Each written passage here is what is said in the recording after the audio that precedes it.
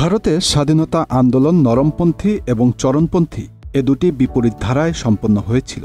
এই আন্দোলনের মাধ্যমে ব্রিটিশ শাসন থেকে স্বাধীনতা লাভ করে ভারত এবং পাকিস্তান নামে দুটি দেশ সৃষ্টি হয়। এই আন্দোলনের ইতিহাসে মহাত্মা গান্ধী এক অনন্য নাম। তিনি ছিলেন একজন বীর যোদ্ধা, কিন্তু তার যুদ্ধের হাতিয়ার ছিল না কোনো অস্ত্র, না ছিল কোনো সহিংসতা।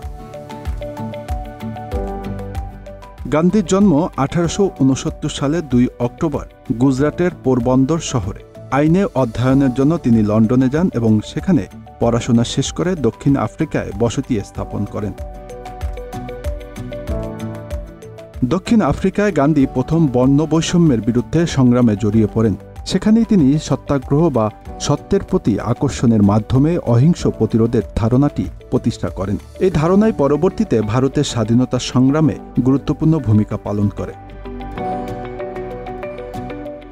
ভারতে ফিরে এসে গান্ধী ব্রিটিশ শাসনের বিরুদ্ধে আন্দোলন শুরু করেন। তার নেতৃত্বে চম্পারণ ও খেদার আন্দোলন, অসহযোগ আন্দোলন, লবণ সত্যাগ্রহ এবং ভারত ছাড়ো আন্দোলন সংগঠিত হয়। তিনি সাধারণ মানুষের মাঝে স্বাধীনতার অগ্নিশিখা জ্বালিয়ে তোলেন। গান্ধীর নেতৃত্বে 1917 সালে চম্পারণ আন্দোলন শুরু হয়, যা ব্রিটিশদের বিরুদ্ধে প্রথম গণ আন্দোলন ছিল। এই আন্দোলন ছিল কৃষকদের উপর ব্রিটিশদের অত্যাচারের বিরুদ্ধে। পরবর্তীতে 1919 সালে খেদার আন্দোলনে গান্ধী একই রকমভাবে কৃষকদের অধিকারের জন্য সংগ্রাম করেন। 1920 থেকে 1922 সালে গান্ধী অসহযোগ আন্দোলন শুরু করেন। ব্রিটিশ পণ্য বর্জন, সরকারি চাকরি ত্যাগ এবং শিক্ষা প্রতিষ্ঠান বর্জনের মাধ্যমে তিনি ব্রিটিশ শাসনের ভিত নাড়িয়ে দেন। তার নেতৃত্বে লক্ষ লক্ষ ভারতীয় জনগণ এই আন্দোলনে সামিল হয়।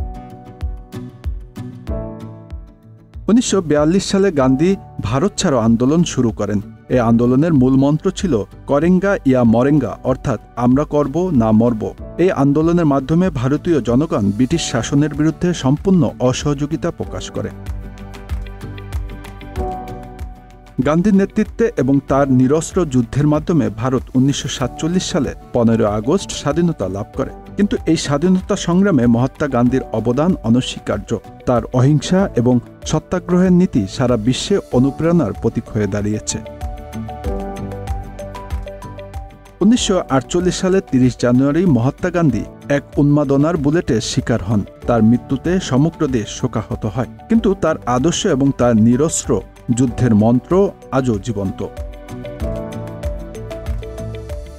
Bangla affairs news desk.